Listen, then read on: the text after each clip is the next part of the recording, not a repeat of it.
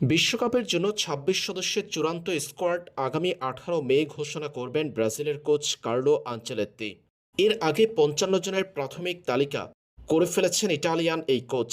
ব্রাজিলের বিশ্বকাপ স্কোয়াড প্রসঙ্গ যখনই আসে তখনই প্রশ্ন নেইমার জুনিয়র ব্রাজিলের এই স্কোয়াডে থাকবেন কিনা। ২০২৬ ফুটবল বিশ্বকাপে ব্রাজিলের জার্সিতে দেখা যাবে কিনা দেশটির ইতিহাসের সর্বকালের সর্বোচ্চ এই গোলদাতাকে। আন্তর্জাতিক ফুটবলে ব্রাজিলের জার্সিতে ৭৯ গোল করা নেইমার জুনিয়রকে নাকি কার্লো আনচেলত্তি ৫৫ জনের প্রাথমিক স্কোয়াডে রেখেছেন।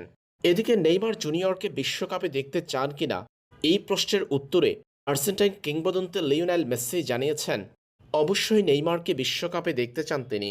নেইমার ও বিশ্বকাপ প্রসঙ্গে নেইমার জুনিয়রকে নিয়ে লিওনেল মেসি বলেন, অবশ্যই আমি চাইব সে বিশ্বকাপে থাকুক। বিশ্বকাপে আমরা সেরা খেলোয়াড়দেরই চাই এবং নেইমার যাই হোক না কেন সবসময় তাদের মধ্যে একজন থাকবে। ব্রাজিল এবং ফুটবলের জন্য তার গুরুত্বের কারণে তাকে বিশ্বকাপে দেখতে পাওয়াটা দারুণ হবে।